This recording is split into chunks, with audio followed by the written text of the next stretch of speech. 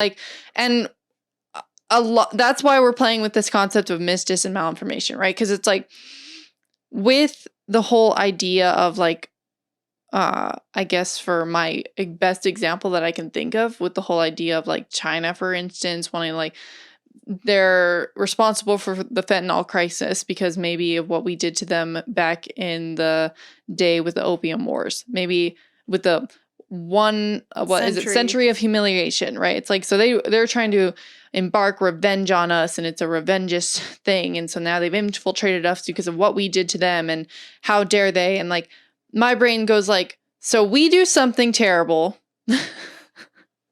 like cause an opium war in China and then take over their ports so that that way we manipulated their trade, and then that tanks their economy, century of humiliation. So justifiably, I feel like you'd have a good reason actually to want to spark revenge. But if we are playing with the so let's say that that's the information. Right now we're standing on that one and we're saying this is the case, right?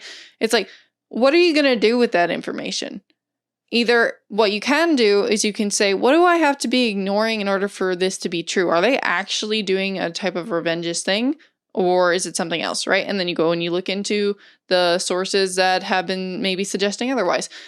Or, okay, let's say, because again, we're never not standing in the middle of something. We're leaning towards that argument, so we're over on this side, right, doing this thing. Well, then what are you going to do with that, right? Are you going to spark revenge on them?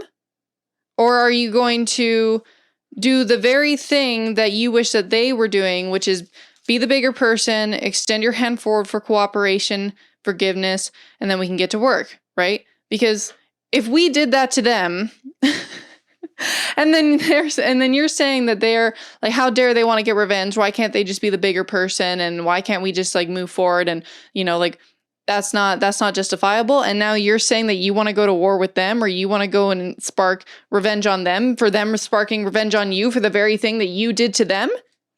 That makes no sense. Like, to me, I'm like, unless you really love the story of the Hatfield and McCoys, and you just think that is the Hatfield and McCoys is a very good example. Yes, yeah. Yes. For people that don't know that, talk about family feud of never and in perpetuity. And that's one thing that it was really funny when you first brought that up. You're like, okay, even if we believed that, okay, China big bad and they're getting revenge on us, they are bringing fentanyl because we brought opium, even if we believe that that's the case, which we don't for many reasons, but if we did, if that's the case, and this is what you believe, then we're just gonna do the same thing. We're just gonna bring more revenge. Well, that's like more. What's your action? So what we mean is, like, we're not trying to like spark heads right now. What we're trying to say, because we are downstream of this, we are involved in the culture movement. We have no reason as to why we want to stir heads. What it is mainly in the freedom movement. A lot of people in every podcast I listen to, they're always talking about how it's like, we can't get violent.